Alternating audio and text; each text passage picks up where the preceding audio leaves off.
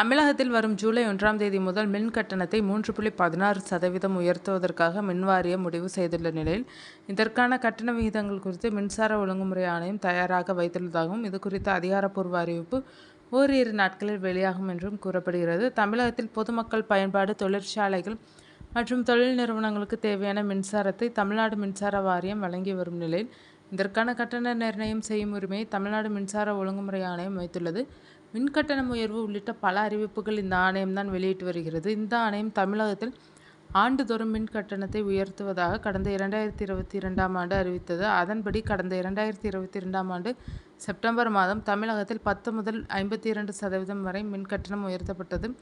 இந்த நிதியாண்டு முதல் 2026-27 நிதியாண்டு வரை மின் கட்டணத்தை உயர்த்திக் கொள்ள தமிழ்நாடு மின்சார ஒழுங்குமுறை ஆணையம் அனுமதி அளித்திருந்த நிலையில், மின் கட்டணத்தை உயர்த்துவதற்கான பரிந்துரைகளையும் வழங்கியது. அதன்படி 6% மேல் மின் கட்டணத்தை உயர்த்தக்கூடாது என்றும் கூறியிருந்தது. அதன்படி 2023ஆம் ஆண்டு 2.18% உயர்த்தப்பட்ட மின் கட்டணம் 2024ஆம் ஆண்டு 4.18% உயர்த்தப்பட்டது. ஆண்டுதோறும் கட்டண உயர்வை எதிர்கொள்ளும் மக்கள் இதனால் மிகுந்த துயரத்திற்கு உள்ளாகி வருகின்றனர். ஆனாலும் 2025ஆம் ஆண்டுக்கான கட்டண உயர்வை அறிவிக்க மின்சார வாரியம் தயாராகி வருகிறது. அதன்படி மின் கட்டண உயர்வு விகிதங்களை தயாரித்து வைத்துள்ள தமிழ்நாடு மின்சார ஒழுங்குமுறை ஆணையம் இந்த அறிவிப்பை ஓரிரு நாட்களில் வெளியிடும் என்ற தகவல் வெளியாகியுள்ளது.